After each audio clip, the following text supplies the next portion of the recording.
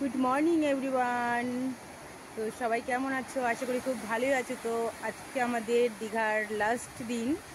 তো হোটেল আমাদের 10টার দিকে ছেড়ে দিতে হবে, তো ট্রেনটা লেট আছে। তো সকাল সকাল তোমাদের দাদাভাই ঘুমোচ্ছে, আমার মেয়েও ঘুমোচ্ছে। তো আমি তোমাদেরকে সমুদ্র দেখাতে চলে এসেছি। দেখো আজকে লাস্ট দিন, যখন একটুখানি না ঘুরে কী করে যাই। যখন আসি কত ভালো লাগে, বাট যখন যাই তখন খুবই খারাপ লাগে মনটা। কিন্তু কিছু করার নেই, তো যেতেই হবে। আবার পরে আসবি ঘুরতে। তাই তোমাদের দৃশ্যটা পুরোটা দেখিয়ে দেখো। এখন জলটা বাড়ছে, জোয়ার হচ্ছে। আমি নিচেই ছিলাম, বাট আমি উপরে উঠে এসেছি। এখন আস্তে আস্তে অনেকটাই জল বেড়ে গেছে।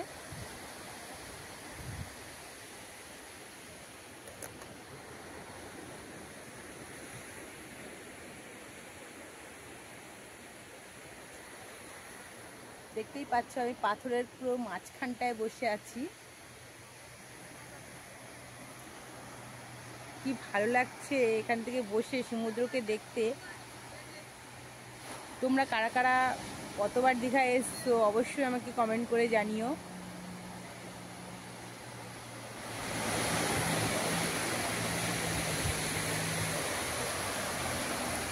জলটা অনেকটা দূরে ছিল, এতটা কাছে চলে এসেছে।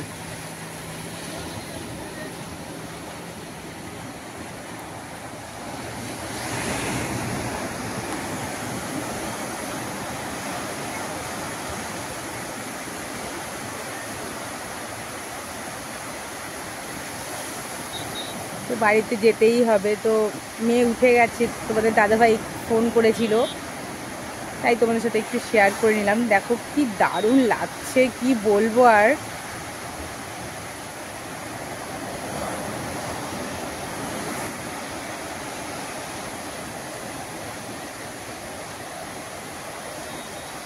সকাল সকাল তোমাদের এত সুন্দর আমি দেখাচ্ছি দৃশ্য, দেখো।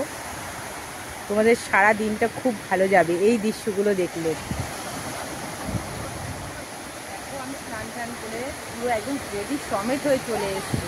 হোটেলে গিয়ে আর কিছু করতে হবে না, একটুখানি কিছু খাওয়া দাওয়া করবো। তো হোটেল তো 10টার দিকে ছেড়ে দেবো। তো রিসেপশনের ব্যাগটা রেখে আবার একটু ঘুরতে বেরোবো, একটু কেনাকাটি আছে। তো একটু কেনাকাটি করে তারপরে বাড়ির দিকে রওনা দেবো। দেখো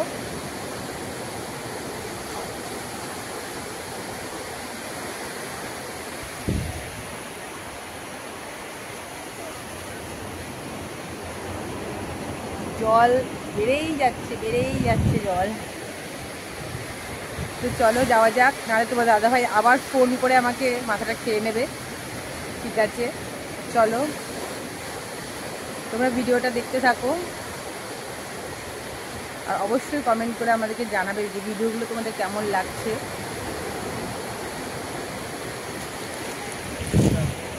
তো আমরা হোটেল ছেড়ে দিয়েছি এখন।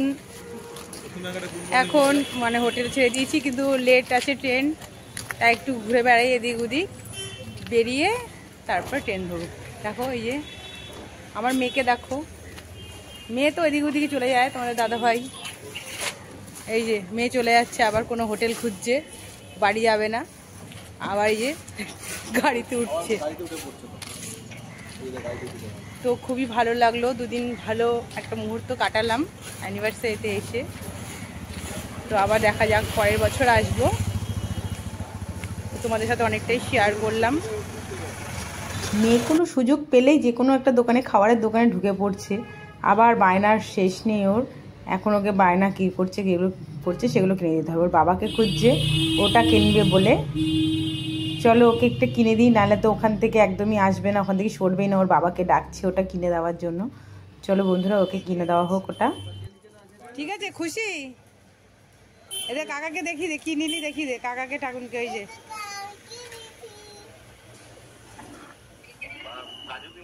কাজু না, ওই যে মাংসের মতন থাকে না, ক্যান্ডি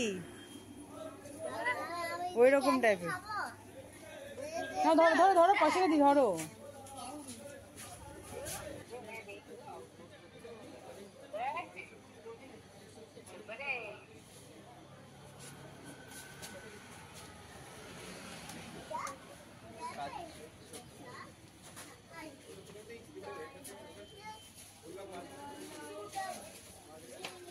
তো আমারও একটা জিনিস পছন্দ হয়েছে, এই জিনিসটা নারকেল দিয়ে বানানো, খুবই ভালো খেতে। তোমাদের দাদাভাই একবার আমাকে খাইয়েছিল বলে আমি এখানে দেখলাম, তাই আমিও নিজে কিনে নিলাম।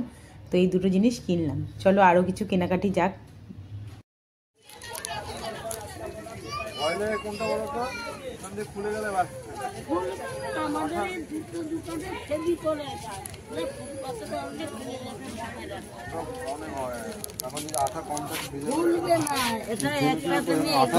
ফেলে দিলেও খুলবে না, এখানে ফেলে দাও, ঝুনুক লেগে যাবে।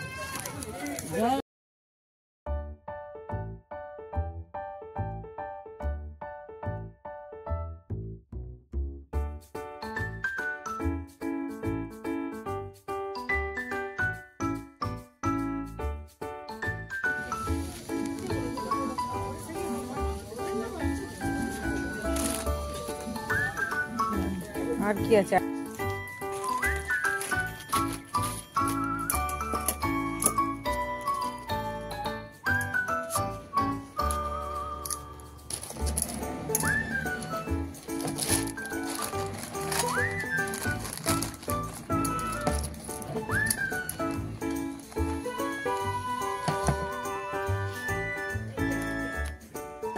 তো আমরা খাওয়া দাওয়া করে ট্রেনে উঠে পড়েছি। ট্রেনটা ছেড়ে দিচ্ছিল, যাই হোক উঠে পড়েছি, তারপরে ট্রেনটা ছেড়ে দিয়েছে। তো আমাদের কেনাকাটি তো দেখলেই, কিছু কিছু কেনাকাটি করেছি বাড়ির জন্য।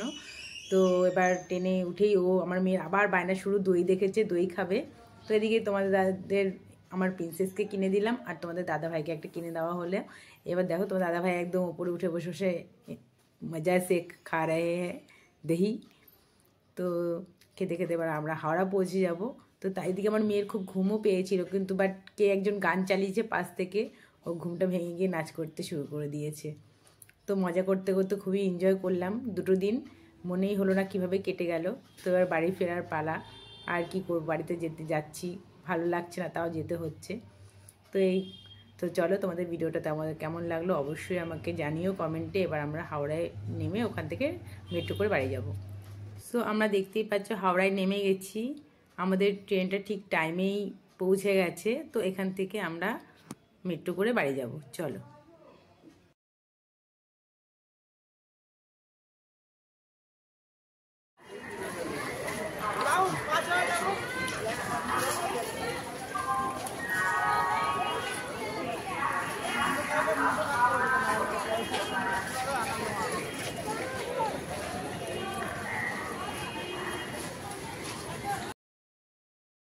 তো হাওড়া মেট্রো স্টেশনের কাছে চলে এসেছি, দেখতেই পাচ্ছ। এসকেলেটর দিয়ে আমরা নিচের দিকে যাব। তো আমি এটা উদ্বোধন করার পরেই প্রথমবার আমি হাওড়ার মেট্রোতে উঠবো। আমার তো খুব ভালো লাগছে, আর এতটা ভালো বানিয়েছে, তোমাদেরকে পুরো দৃশ্যটা আমি দেখাবো। তোমরা ভিডিওটা কিন্তু স্কিপ করে দেখো না, দেখো আমি পুরোটা তোমাদের সাথে শেয়ার করছি। আর তোমরা কারা কারা যারা অফিস যাও, তারা তো অবশ্যই, যারা কলকাতাতে থাকো তারা তো হাওড়ায় অবশ্যই এই মেট্রোতে চড়া হয়ে গেছে, বাট আমার এই প্রথম আমি চড়েছি হাওড়া মেট্রোতে। তো দেখো দারুণ দৃশ্য, খুবই সুন্দর বানিয়েছে, কি বলবো। পুরো দিল্লিতে যে মেট্রো থাকে পুরো সেম ওরকমই মেট্রো বানিয়েছে।